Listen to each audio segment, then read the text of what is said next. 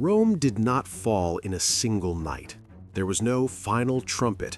No one woke up and said, "The Roman Empire is over." And yet, the greatest superpower the ancient world had ever seen collapsed. Not because of one battle, not because of one emperor, and not because of some dramatic moral decay story people love to repeat. Rome fell slowly, quietly, from the inside out. And the real reasons are far more unsettling than the myths.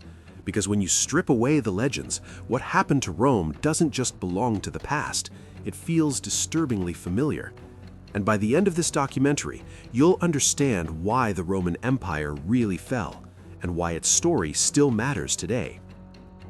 When people search, "Why did Rome fall?" they usually expect a simple answer. Maybe they've heard it was the barbarians, or Christianity, or decadence, or corruption. Clean explanations, easy villains. But history almost never works that way. The fall of Rome wasn't a single event. It was a chain reaction, a slow-motion collapse fueled by economic crisis, political instability, military overextension, demographic catastrophe, and structural decay. And here's the twist. Even when Rome was technically still standing, it was already hollow. That's the paradox we're going to unpack. We'll explore the myths, we'll break down the real causes, and we'll see why the Western Roman Empire didn't just fall, it fractured under pressures it could no longer control. And there's one overlooked factor, something historians are only now emphasizing, that might change how you see the entire story. We'll come back to that. To understand why Rome really fell, we have to step into the 3rd, 4th, and 5th centuries. Imagine a world dominated by one power, roads stretching thousands of miles, legions stationed across 3 continents, a centralized bureaucracy managing taxes, grain supply, and defense. The Roman Empire at its height controlled territory from Britain to North Africa, from Spain to the Near East. It was a machine of governance and military discipline. But maintaining that machine required enormous resources. By the 3rd century, cracks were already visible. The so-called crisis of the 3rd century wasn't just political chaos, it was systemic instability. Between 235 and 284 AD, Rome went through over 20 emperors. Most didn't die peacefully. They were assassinated, overthrown, or killed in battle. Imagine a modern superpower changing leadership violently every year or two. Stability collapses. Policy becomes reactionary.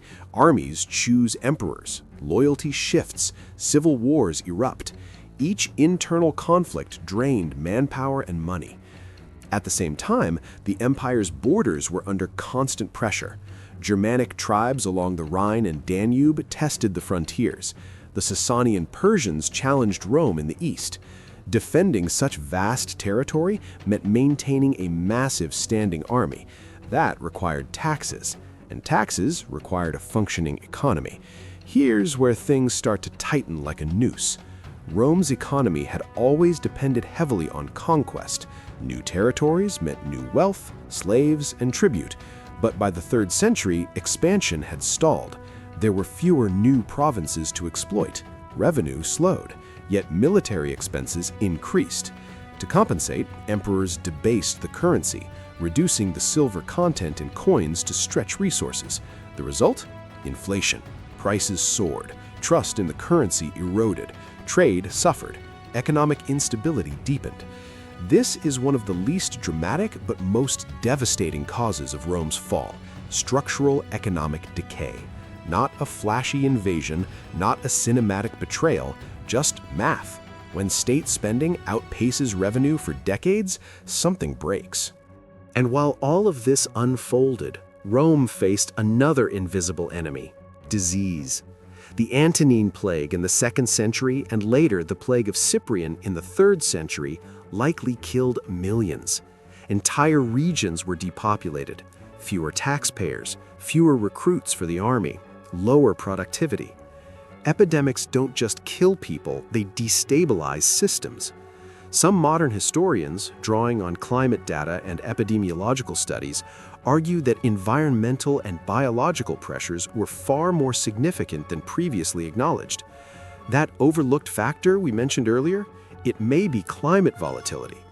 Recent paleoclimate research suggests shifts in temperature and agricultural productivity during late antiquity. Harvest failures compound inflation, food shortages spark unrest, systems strain further. Now, let's address the first big myth. Rome fell because it became decadent. The idea largely comes from the 18th century historian Edward Gibbon in The History of the Decline and Fall of the Roman Empire. Gibbon argued that moral decay and Christianity weakened Rome's martial spirit. It's a compelling narrative, but modern historians overwhelmingly reject it as simplistic. Rome didn't collapse because people enjoyed luxury. Empires don't fall because of parties. They fall because institutions fail. Christianity is another popular scapegoat. The argument goes that once Rome became Christian under Constantine, it lost its traditional warrior ethos. But this ignores a basic fact. The Eastern Roman Empire, what we call the Byzantine Empire, was deeply Christian and survived for another 1,000 years. Christianity didn't destroy Rome. If anything, it became one of the stabilizing forces in the chaos that followed. So if not decadence, not Christianity, what then? Let's move forward into the 4th century. Emperor Diocletian attempted sweeping reforms. He divided the empire administratively to make it more manageable. Later, Constantine established a new capital in the east, Constantinople. This decision would prove pivotal. The eastern half of the empire was wealthier, more urbanized, and easier to defend. The west, by contrast, was more rural, economically weaker, and more exposed to invasions. When the empire was formally split into eastern and western halves in 395 AD, it wasn't meant to signal collapse, it was a management strategy. But it created two trajectories. The east stabilized, the west struggled. Now we reach the dramatic turning point people often focus on, the barbarian invasions. The word barbarian is misleading. These were complex societies. Goths, Vandals, Franks, and others, many of whom had long interacted with Rome as traders, mercenaries, and allies. The real crisis began when external pressures, especially the westward movement of the Huns, pushed Germanic tribes toward Roman borders. They weren't initially trying to destroy Rome, they were seeking refuge and opportunity. In 376 AD, the Goths were allowed to cross the Danube into Roman territory. Mismanagement and corruption by Roman officials led to rebellion. 2 years later, at the Battle of Adrianople, the Roman army suffered a catastrophic defeat. Emperor Valens was killed. It was a psychological shock. For the first time in centuries, a Roman emperor had died at the hands of a foreign enemy inside imperial territory. The aura of invincibility cracked. Still, Rome survived, but the pattern was clear. Rome increasingly relied on barbarian federates, non-Roman troops settled within the empire, to fill its military ranks. This wasn't weakness by itself, it was adaptation. But it also meant the Roman army was no longer exclusively Roman. Loyalties shifted, power fragmented. In 410 AD, the unthinkable happened. The Visigoths, led by Alaric, sacked Rome. The city that had not fallen to a foreign enemy in 800 years was looted. The psychological impact across the Mediterranean world was enormous. St. Augustine would later write The City of God, partly in response to this trauma. Yet even then, the empire continued. Then came the Vandals. In 455 AD, they sacked Rome again.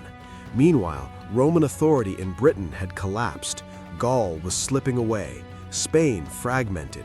North Africa, one of the empire's richest provinces and key grain suppliers, fell to the Vandals.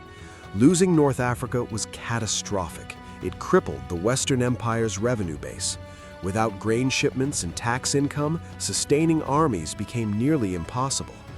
And now we arrive at 476 AD, the symbolic date many textbooks mark as the fall of Rome. A Germanic chieftain named Odoacer deposed the last Western Roman emperor, Romulus Augustulus. But here's the reality. By then, imperial power in the West was already nominal. Real authority lay with military strongmen. The deposition was almost administrative. The Eastern Emperor in Constantinople acknowledged Odoacer as ruler of Italy. There was no apocalyptic finale, just quiet transfer of power. So why did Rome really fall? Because it became too large to manage effectively without continuous expansion, because its economy became structurally unstable, because political leadership fractured under constant civil war, because demographic collapse weakened its foundations, because climate and disease strained agriculture and manpower, because its military increasingly depended on federated groups whose loyalties were complex, because when external pressures intensified, the system lacked resilience. No single cause, no single villain, just cumulative stress over centuries. The Western Roman Empire didn't collapse overnight. It eroded, like a massive stone structure slowly hollowed by water. When the final cracks appeared, the core was already fragile. And here's the deeper lesson. The Eastern Roman Empire survived. Same culture, same administrative traditions, same religion, but stronger economy, better geography, more stable leadership. Rome didn't fall because Rome was doomed. It fell because the western half became unsustainable. And when we look at collapsing systems today, economies strained by debt, political polarization, military overreach, demographic decline, the story of Rome stops feeling ancient. It starts feeling cautionary. But this isn't the end of the story, because while the Western Empire fell, Rome itself never truly disappeared. Its laws shaped Europe. Its language evolved into Romance languages. Its roads became medieval trade routes. Its church became a global institution. The empire died. The idea of Rome did not. And in our next chapter, there's a question we have to confront. If the West collapsed, how did the East survive for another 1,000 years? And what does that tell us about resilience, adaptation, and the real mechanics of power? Stay with me. We're just getting started. If you want that documentary next, tell me in the comments.